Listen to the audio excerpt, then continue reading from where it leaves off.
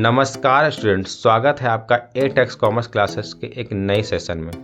तो चैप्टर शुरू करने से पहले मैं आपको बता दूं कि आप कैसे पढ़ने वाले हैं या मैं आपको कैसे पढ़ाने वाला हूं। तो सामने आप में देख सकते हैं पहला पॉइंट है। तो पहला पॉइंट है एनसीईआरटी बुक। जो भी हम पढ़ाई करेंगे वो एनसीईआरटी बुक से करेंगे, क्योंकि जो एग्ज़ाम में क्वेश्चन आता है वो एनसीईआरटी बुक से ही आता है। तो एनसीईआरटी बुक बहुत ही इंपॉर्टेंट है। अगला है लाइन बाय लाइन स्टडी। हम जो भी स्टडी करेंगे वो लाइन बाय लाइन करेंगे, ताकि स्टूडेंट को ये पता चल सके कि उनका कोई भी लाइन या कोई भी टॉपिक मिस नहीं हो रहा है। और ये एग्ज़ाम पॉइंट ऑफ व्यू से भी काफ़ी इंपॉर्टेंट है। और मैं आपको बता दूं, जब भी आप स्टडी करेंगे या क्लास लेंगे मेरी, तो आप सामने आप पेन पेंसिल और बुक ओपन रखेंगे, ताकि जो भी नोट्स है आप बुक में लिख सकें।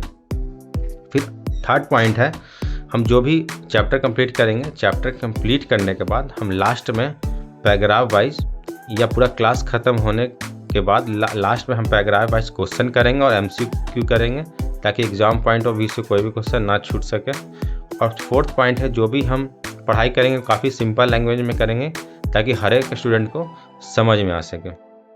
और जो भी हम जब चैप्टर करेंगे या पैराग्राफ या जो भी टॉपिक स्टार्ट करेंगे, उस टॉपिक स्टार्ट करने से पहले मैं आपको बिल्कुल ही सिंपल लैंग्वेज में उसका कंसेप्ट दूंगा, कंसेप्ट समझाऊंगा। उसके बाद ही हम बुक पे चलेंगे और लाइन बाय लाइन बुक पे पढ़ाई करेंगे।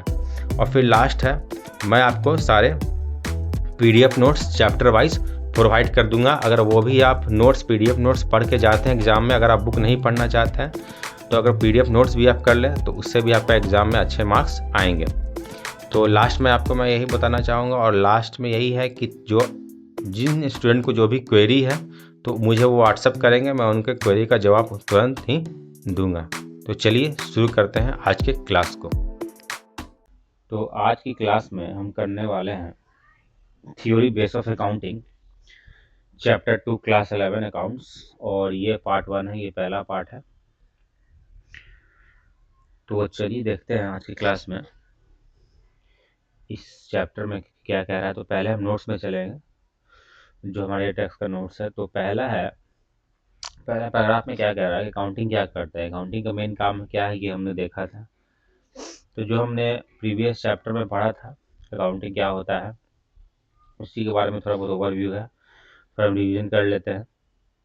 पहला पैराग्राफ जो है चैप्टर 2 का इसी के बारे में दिया हुआ है।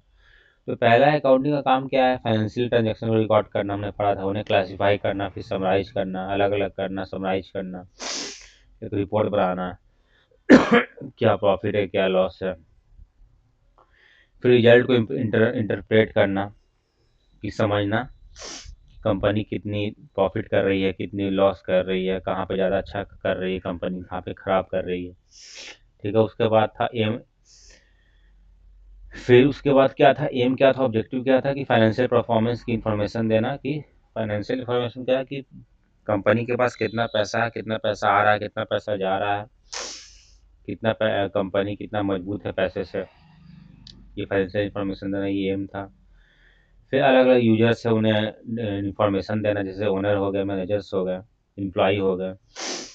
ठीक है, सबका अपना अपना कंसर्न रहता है कि जो इन्फॉर्मेशन है उस इन्फॉर्मेशन का है इंडिविजुअल हर यूजर्स क्या करेगा। ठीक है, एम्प्लॉय को क्या है, एम्प्लॉय का क्या मतलब है कि कंपनी की क्या पोजीशन है, सैलरी बढ़ेगा कि नहीं बढ़ेगा, फ्यूचर ग्रोथ कैसा है, मालिक क्या देखेगा, प्रॉफिट लॉस देखेगा। तो ये सब कहीं ना कहीं हमने पढ़ा था। फिर मैनेजर का हमने देखा था कि फ्यूचर प्लानिंग करता है। फिर इन्वेस्टर प्रॉफिट देखेगा, क्रेडिटर आपको उधार पे माल देना है कि नहीं, सप्लायर। ठीक है, सप्लायर क्या देखेगा कि सामने वाले पार्टी को, वो भी ये देखेगा कि सामने वाले पार्टी पेमेंट टाइम पे कर पाएगी कि नहीं। फिर गवर्नमेंट क्या करेगी, टैक्स लेगी, जो टैक्स अथॉरिटी है आपको प्रॉफिट पे। फिर ये सब चेक करेगी कि आपने जो भी अकाउंटिंग किया है उसमें आपने लीगल कंप्लायंस फॉलो किया है कि नहीं। फिर कुछ एग्जांपल है। फिर रियलिटी हमने देखा था कि अकाउंटिंग क्या होना चाहिए, विश्वसनीय होना चाहिए, तुलनात्मक होना चाहिए, कि हम अकाउंटिंग का जो रिपोर्ट है इस तरह से बने कि एक रिपोर्ट को दूसरे रिपोर्ट से कंपेयर कर सके, अगर एक तरह का रूल रेगुलेशन फॉलो किया गया होगा तो। और रिपोर्ट कहीं ना कहीं सही होना चाहिए, ताकि उस पर सही डिसीजन लें। तो ये था। फिर ये हो गया, कंपेरेबिलिटी में हमने देख लिया।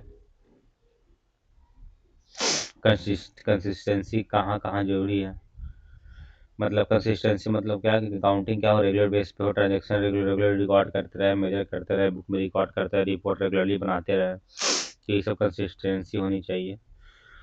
और कहने के प्रॉपर रूल्स और रेगुलेशन फॉलो करते रहें। उसके बाद क्या है, importance accounting theory. Accounting theory क्यों जरूरी है? हर सब्जेक्ट को डेवलप होने के लिए अकाउंटिंग एक स्ट्रॉन्ग थियोरिटिकल बेस चाहिए। अकाउंटिंग भी बिना थ्योरी के डेवलप नहीं हो सकती। सही बात है, हर चीज़ में दुनिया में क्या जो भी चीज़ बनी है उसके लिए रूल रेगुलेशन चाहिए। तो वही कह रहे अकाउंटिंग प्रिंसिपल्स, थ्योरी में क्या होता है, प्रिंसिपल होता है, कंसेप्ट होता है, रूल होता है, गाइडलाइंस होता है। तो ये सब हमने क्या देखा था, पिछले चैप्टर में देखा था। अब आते हैं बुक पे, देखिए बुक पे क्या चीज़ें लिखी हुई हैं। I discuss in the previous chapter accounting is concern with recording, classifying and summarising of financial transaction and even and interpreting the real day. वही कह रहा है कि पिछले चैप्टर हमने क्या पढ़ा था कि अकाउंटिंग क्या होता है। अकाउंटिंग से हम चीज़ों क्या करते हैं, रिकॉर्ड करते हैं, क्लासीफाई करते हैं, समराइज करते हैं। It aims at providing information provide करता है about the financial performance of a firm to various users such as owners, manager, employ, investor, creditor, supply of goods and service.